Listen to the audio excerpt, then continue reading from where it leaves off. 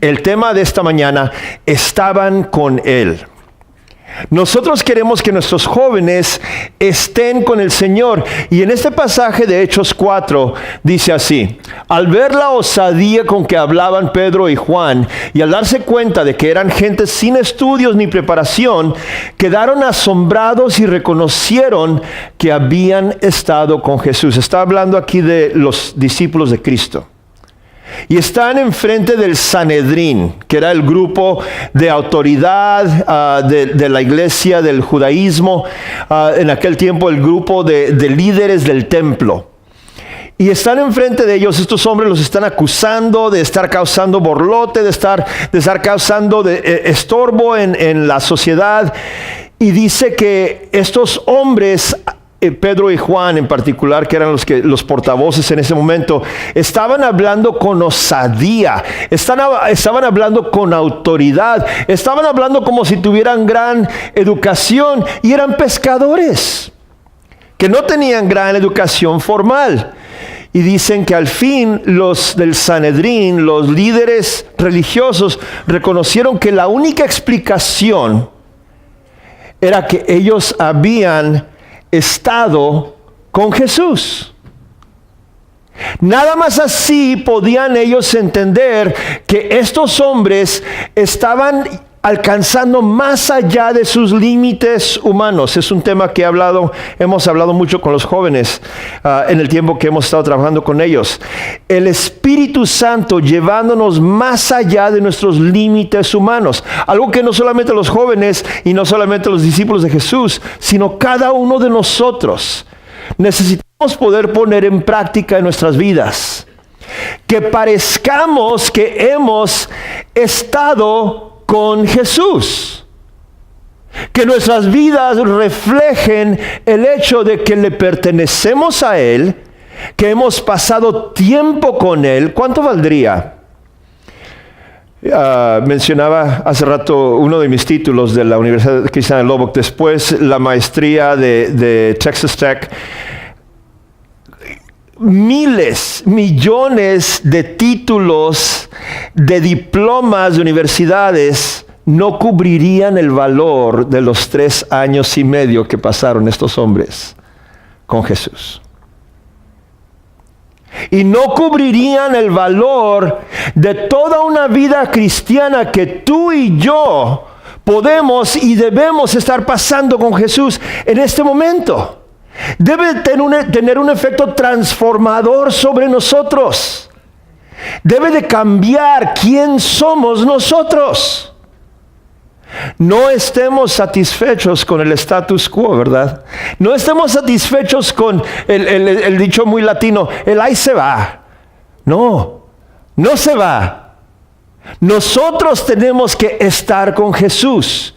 Y nuestras vidas tienen que reflejar esa verdad, esa gran y poderosa verdad en nosotros. Voy a adelantarme en el mensaje de esta mañana porque encontré algo en el internet que me gustó, quería compartir con ustedes, hablando de los jóvenes. ¿Cómo criar hijos delincuentes? Quizá han visto esto anteriormente, viene del Departamento de Policía de Houston.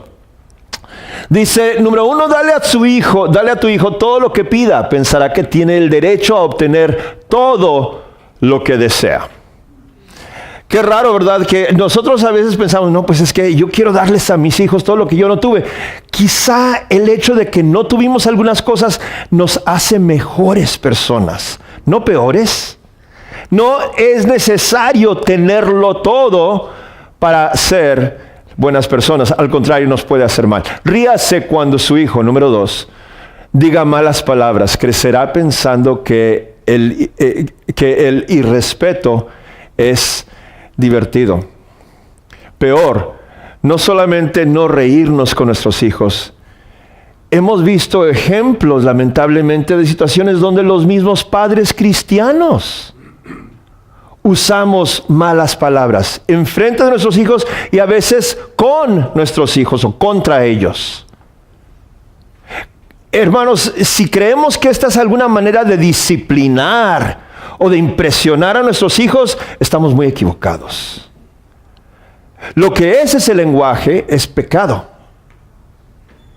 En Santiago capítulo 3, versículo 10, dice la palabra de Dios, de la misma boca estamos alabando y maldiciendo. Y esto no debe ser así. No podemos tolerar que nuestros hijos estén recibiendo este tipo de instrucción de nosotros. Dice en Efesios capítulo 6 que nosotros los padres debemos de estar instruyéndolos en la disciplina e instrucción del Señor. ¿Y el Señor cuándo usó este tipo de palabras? La misma policía que no tiene nada que ver con la religión, la misma policía secular, gente mundana reconoce que no se debe usar el lenguaje de este tipo con nuestros hijos. No, pero es que me enojé mucho. Hemos oído mucho esas excusas a veces de los padres. Es que estaba muy enojado, estaba muy molesto. ¿Y qué? ¿Eso nos justifica? ¿Eso hace bien el usar mal lenguaje? Para mí es un problema personal, lo reconozco. Me molesta bastante. Pero más que eso, es palabra de Dios, no solamente en Santiago, sino en múltiples ocasiones. Podemos encontrar pasajes que nos hablan de que nuestro lenguaje refleje lo que decíamos hace un momento, que hemos estado con Jesús. ¿Recuerdan qué le pasó a Pedro cuando empezó a traicionar él mismo a Jesús, cuando estaba momentos antes de que Jesús fuera crucificado? Y algunos empezaron a reconocerlo y dijeron, pero es que tú andabas también con Cristo. ¿Y cómo les probó Pedro que él no podía haber estado con Cristo? ¿Qué hizo? Maldiciendo. Miren nada más las palabrotas que les puedo tirar. Uno que anduvo con Cristo no habla así. Y le respondieron, sí, tienes razón. Tú no puedes ser de Cristo si hablas así. Los mismos mundanos reconocieron que Pedro no podía pertenecerle a Jesús si hablaba de esa manera. ¿Y nosotros? Número 3, jamás reprenda a su hijo por su mal comportamiento. Crecerá pensando que no existen reglas en la sociedad. Número 4, recoja todo lo que su hijo desordene. Crecerá creyendo que otros deben hacerse cargo de sus responsabilidades. Platicábamos anoche cuando estábamos en casa de la hermana Albertina, gracias por hospedarnos para el devocional. Y mencionaba ella que pues es normal esperar que los esposos adultos, que esperen que se haga todo por ellos, que les anden planchando y limpiando y haciendo comida y todo esto. Y le dije, hermana, pero es que un esposo cristiano e inteligente no va a comportarse de esa manera. No va a esperar que se le haga todo. No solamente esperar, demandar, dar órdenes. ¿Dónde está mi cena? ¿Dónde está mi ropa planchada? ¿Ya lavaste mis cosas? Hermanos, esto no es. El mismo mundo reconoce que esto no es sano en una persona. Número 5, permítale ver cualquier programa en la televisión. Crecerá creyendo que no hay diferencias entre ser niño y ser adulto. Y esto no menciona el internet, que es todavía peor. Y ahora tenemos estos aparatitos que traemos en las bolsas, los bolsillos, que pueden alcanzar cualquier parte del internet en cualquier momento, a cualquier hora de cualquier día. ¿Hasta qué punto estamos nosotros los padres supervisando esto? ¿Sabían que hay programas? Ustedes no tienen que traer el teléfono en la mano. Ustedes pueden controlar lo que sus hijos pueden alcanzar en sus teléfonos, porque hay programas que controlan tales cosas. Hay maneras de que ustedes tomen más control de lo que está entrando en las mentes de sus hijos. Olvidemos ahora las malas palabras. ¿Qué tal con la pornografía? Que fácilmente se consigue en esos aparatos que nosotros estamos pagando para que ellos traigan a todo momento. De a su hijo, número 6, todo el dinero que pida. Crecerá pensando que obtener dinero es fácil y no dudará en hasta robar para conseguirlo. Silvia compartía hace unos momentos con los jóvenes en la clase que el materialismo, el amor al dinero se convierte en un ídolo para muchos de nosotros y para muchos jóvenes se convierte en un problema muy serio. Número 7, póngase siempre de parte de Él contra vecinos, maestros y policías. Creerá que lo que Él hace siempre está bien y son los otros los que están siempre mal. Cientos de veces en los años que serví como principal, llegaron padres porque sus hijos se habían metido en algún problema, a veces problemas muy serios. Y había padres, no todos, gracias a Dios, pero había padres que no importaba qué les dijéramos, antes de que llegaran a la escuela, ellos ya habían decidido que nosotros estábamos mal y sus hijos estaban bien, sin ni siquiera saber los detalles de lo que pasó. Nosotros, los que hemos estado con Cristo, no podemos tener esta mentalidad. Y no debemos dañar a nuestros hijos haciéndolos pensar y creer que yo puedo comportarme de cualquier manera que yo quiera porque mami y papi siempre me van a defender. Una cosa es amar a nuestros hijos, otra cosa es apapacharlos. Una cosa es amarlos y otra cosa es defenderlos aun cuando están mal.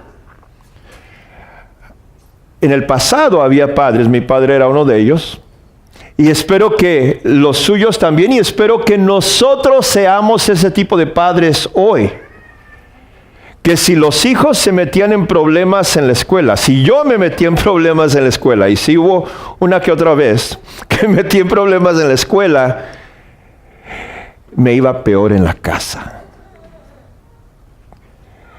Hubo una ocasión, y no me da orgullo contarles esto, pero hubo una ocasión que el maestro me mandó al principal, y yo no sabía que después esa iba a ser mi oficina, pero el maestro me mandó al principal porque fui acusado de hablar demasiado en la clase. No sé si sería cierto o no, pero se me acusó de que estaba platicando con unas muchachas. Silvia ya salió, ¿verdad?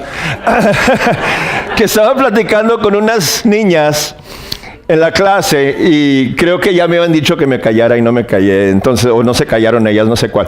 Pero yo fui el que pagó el pato. Y llegué a la oficina del principal. Era el tiempo en el que todavía se usaba el castigo corporal. Usaban una tabla y nos daban unas buenas en la trasera con la tabla. Y me dijeron, el viceprincipal con el que hablé, me dijo, pues te puedo dar 3 tablazos o le puedo llamar a tu papá. Yo le dije, me puedes dar 3 balazos mientras que no le llames a mi papá. No más con que no le llames a mi papá, no me importa que me hagas a mí, pero no le llames a mi papá. Entonces, hermanos, que ese tipo de temor saludable a la autoridad de los padres, que exista todavía hoy, por lo menos en los hijos cristianos. Ya sabemos que no está existiendo en los hijos, en familias donde no conocen a Dios. Pero nosotros no tenemos esa excusa.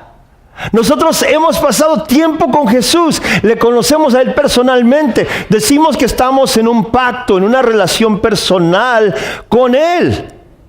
Que nuestra instrucción de nuestros hijos refleje ese conocimiento y esa presencia de Cristo en nuestras vidas. Al fin, dice la policía de Houston, siguiendo esas instrucciones, les garantizamos que su hijo será un delincuente y nosotros tendremos una celda lista para él.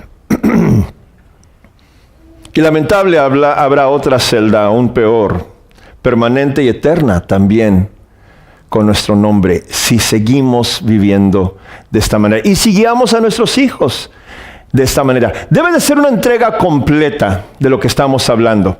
Vamos a regresar ahora sí, porque queremos ver más de este pasaje donde está esto escrito de Hechos 4. El símbolo internacional militar que implica entregarse o rendirse es ondear una bandera blanca. Así es que vamos a hablar de lo que significa estar con Cristo por un momento. De lo que es estar realmente con Él. Una entrega tan completa que nosotros nos rendimos. Le decimos a Jesús, yo te pertenezco a ti. Haz conmigo lo que quieras. Tú eres ahora mi Señor. Tú eres mi dueño. Tú eres mi guía, mi fortaleza. Tú eres el que tiene control de mi vida. Así es que yo me entrego a ti. Si nosotros como padres podemos aprender a hacer esto correctamente, imagínense cuánto mejor vamos a poder nosotros enseñarle esto a nuestros hijos. Cuánto mejor van ellos a poder aprender esto, porque no solamente lo han escuchado en una predicación o en un libro, sino que lo han visto modelado a diario por nosotros, sus padres.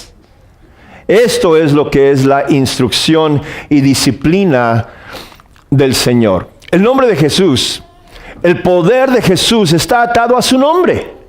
En Él y a través de Él, el mundo fue creado. Él es la imagen del Dios invisible.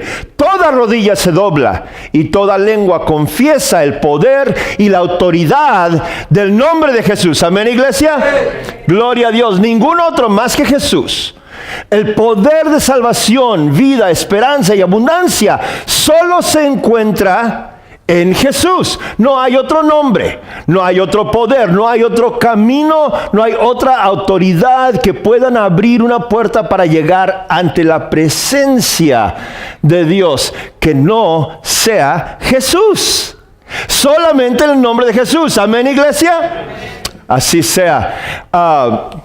Lo que Pedro y Juan demostraron poderosamente ante los líderes judíos es la esencia de lo que significa vivir una vida que se ha entregado completamente a Cristo. El entregarse es definido como el ponerse uno mismo bajo el poder o control de otro. Lo que decíamos hace rato, ¿verdad?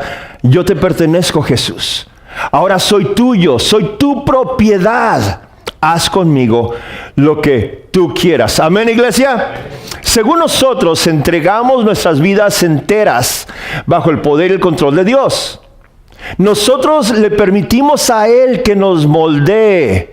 Nuestra entrega comienza con las aguas del bautismo y continúa cada día según escogemos, ya sea seguir nuestro propio camino o caminar en los pasos del Salvador. Les decimos a los jóvenes que esto es escoger entrar en una relación personal con Cristo.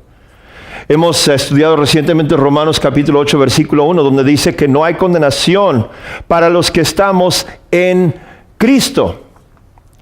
Y no podemos estar en Cristo cuando no le pertenecemos a Cristo. Cuando no hemos pasado tiempo con Jesús, no hemos estado con Él, no le hemos conocido personalmente e íntimamente. Incidentalmente, los padres que no conocen a Jesús personalmente, ¿cómo van a introducirle a Jesús a sus hijos? Para que uno pueda introducirle a otra persona, mira, te presento aquí a Abdiel Herrera, es mi amigo, es un excelente director de alabanza y lo amamos, es muy joven, pero ya tiene muchas ganas y muchas ansias de servir al Señor. Pero yo no puedo decir eso si nunca he conocido a Abdiel.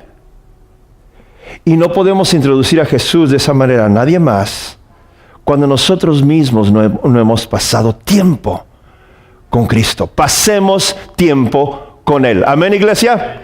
Ellos habían estado con Jesús. Verso 13, ya lo leímos. Verso 14 dice, además, como vieron que los acompañaba el hombre que había sido sanado, no tenían nada que alegar. Si leen este pasaje de Hechos 4, ellos acaban de sanar a un hombre que había pasado toda la vida sin poder caminar. Los médicos nos dicen que si perdemos la habilidad de caminar, en cuestión de solamente 4 años, nuestras piernas se van a atrofiar. Si conocemos ese término, atrofia, quiere decir literalmente que nuestros músculos se encogen. por falta de uso. Casi desaparecen.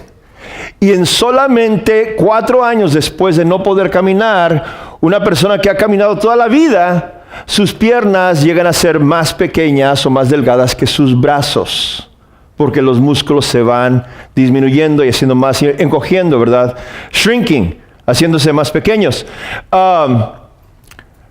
Una persona que nunca ha caminado, no sé si a ustedes les ha tocado ver cómo se ve una persona que nunca ha podido caminar. Sus piernas parecen que son huesos cubiertos con piel y nada más. Los músculos casi cesan de existir porque nunca han sido usados. Ok, ahora, esto era lo que pasaba con este hombre. Él nunca había caminado. Y en cuestión de segundos, los discípulos de Jesús le dan la habilidad de caminar otra vez. Imagínense lo que está pasando aquí. Ese hombre que nunca ha caminado, que casi ni siquiera tiene piernas, enfrente de los ojos de estas personas le crecen los músculos.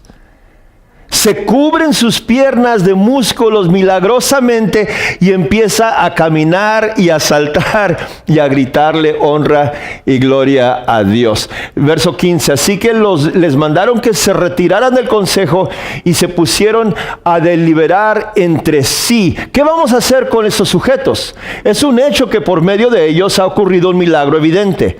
Todos los que viven en Jerusalén lo saben y no podemos negarlo. El Sanedrín está diciendo, pues ¿cómo le hacemos? Acaban de hacer un milagro increíble. Algo tiene que pasar, pero están causándonos problemas. ¿Cómo los vamos a callar? Es lo que están averiguando. ¿Cómo los vamos a callar? No queremos que sigan alborotando al pueblo. Los llamaron y les ordenaron terminantemente que dejaran de hablar y enseñar acerca del nombre de Jesús. Pero Pedro y Juan replicaron, ¿es justo delante de Dios obedecerlos a ustedes en vez de obedecerlo a Él? Júzguenlo ustedes mismos. Nosotros no podemos dejar de hablar de lo que hemos visto y oído. Este es uno de los mejores ejemplos de que la Biblia clarifica, porque recientemente he oído el argumento de que nosotros tenemos que honrar las autoridades terrenales sin importar cómo se porten. Eso incluye que a Hitler, él era un líder que se debió haber honrado. Estos hombres que tenían autoridad, los apóstoles dicen, si ustedes están en contra de Dios, nosotros no podemos hacerle caso a ustedes antes que a Dios. Entonces comprendamos, y esto es un punto aparte, ¿verdad?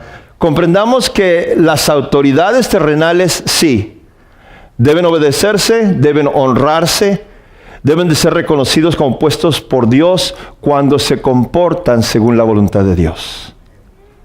Y cuando no lo hacen, y estamos viendo muchos ejemplos de personas que no lo hacen, no, hermanos, esas no son autoridades a las cuales nosotros debemos de honrar y respetar de la misma manera. Solamente un punto aparte que quería mencionar cuando vi este pasaje, porque aquí se ve bien claro que los discípulos mismos de Jesús no respetan esas autoridades cuando ellos esperan que se les haga caso a ellos más que a Dios. No podemos dejar de hablar de lo que hemos visto y oído. Después de nuevas amenazas, los dejaron irse. Por causa de la gente, no hallaban manera de castigarlos. Todos alababan a Dios por lo que había sucedido, pues el hombre que había sido milagrosamente sanado tenía más de 40 años sin caminar. Más de 40 años de vida. Jamás había caminado antes de ese día. Glorioso el poder de Jesús. Amén. Y es lo que están usando aquí los discípulos. La entrega total será percibida por otros. Cuando nosotros vivimos bajo la total autoridad de Jesús, nuestras vidas toman una nueva forma. Como dijimos al principio, somos transformados. Cambiamos la persona que éramos por la persona que ahora somos. La Biblia nos llama una nueva criatura. una nueva creación. Ya no soy el mismo que era antes. Dice Pablo, ya no vivo yo, sino Cristo vive en mí. Amén, iglesia. Gloria a Dios por su palabra. Gloria a Dios por estos ejemplos tan poderosos. Los miembros del Sanedrín notaron que los apóstoles habían estado con Jesús. Lo podían ver. Los apóstoles no tenían que decirlo. Era evidente su influencia, la influencia de Cristo sobre las vidas de ellos era evidente en sus palabras y sus acciones. Ellos no tenían que identificarse, es que yo soy discípulo de Jesús. Se sabía que eran discípulos de Jesús por la manera en que hablaban, en que actuaban. La autoridad con la cual ellos presentaban la palabra de Dios. No estaban simplemente leyendo palabras como el Sanedrín o como los sacerdotes. Estaban ellos hablando con una experiencia y conocimiento personal de Cristo.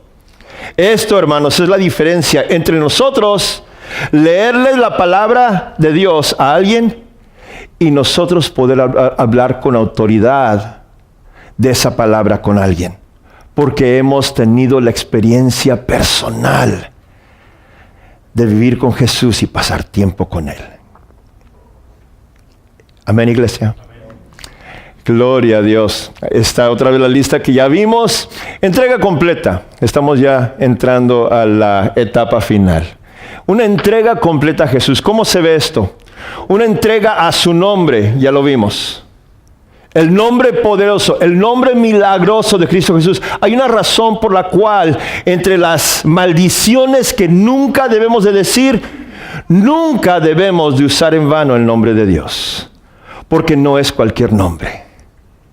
Es un nombre poderoso, es un nombre milagroso, es un nombre que la misma palabra, Dios, Cristo, Jesús, Santo Espíritu, pueden causar que ocurran milagros en nuestras vidas. ¿Creemos esto? Amén. Tenemos que creerlo, porque si no lo creemos, ¿qué significa para nosotros el poder milagroso del nombre de Jesús? Entrega a su poder y su control. Te pertenezco a ti, Cristo. Ya no vivo yo, dice Pablo, sino Cristo vive en mí. Yo no decido, decide Jesús. Es que tengo un trabajo muy importante que he hecho una aplicación o tuve una entrevista y ahora me lo están ofreciendo. No sé si tomarlo o no tomarlo. Pues, ¿qué te dice Dios? Que Él decida. Es una decisión demasiado importante. Yo tengo que hacer la decisión. Tú no tienes que hacer ninguna decisión. Tu Dios tiene que hacer esa decisión por ti. Tengo que decidir a cuál iglesia voy a ir. Tú no decides eso tampoco, menos eso. Porque tú eres necesario donde más puedes servir al Señor. Y esa decisión le pertenece a Dios, no a ti. Pero es que yo quiero ir a esta iglesia porque ahí es donde me gusta más a mí. ¿A quién estás adorando? ¿A quién estás alabando? ¿Vas a una iglesia basada en lo que te gusta mejor a ti o lo que le gusta mejor a Dios? Es una decisión de Dios y no tuya, ni mía, ni de ninguno de nosotros. Una entrega de nuestra vida entera. Todo lo que yo soy y todo lo que yo tengo que le pertenezca a Dios. Lo que yo tengo, no te metas con lo que yo tengo, hermano Mike. Porque mi casa me ha costado mucho, y mis carros, y mi ropa, y el dinero que tengo en el banco, eso me ha costado mucho trabajo, y el sudor de mi frente, y sangre y lágrimas. Y toda esa sangre y lágrimas y sudor también le pertenecen a Cristo. También son de Dios, y tu casa, y tus carros, y tu dinero, y tu ropa, y todo lo que tienes, y todo lo que eres, tiene que ser de Dios cuando tú has pasado tiempo con Él. Amén, iglesia. Amén. Que el hermano Jaime no sea el único que le toca decir. Gloria a Dios. Que todos podamos decir honestamente y sinceramente que nosotros estaremos con Él.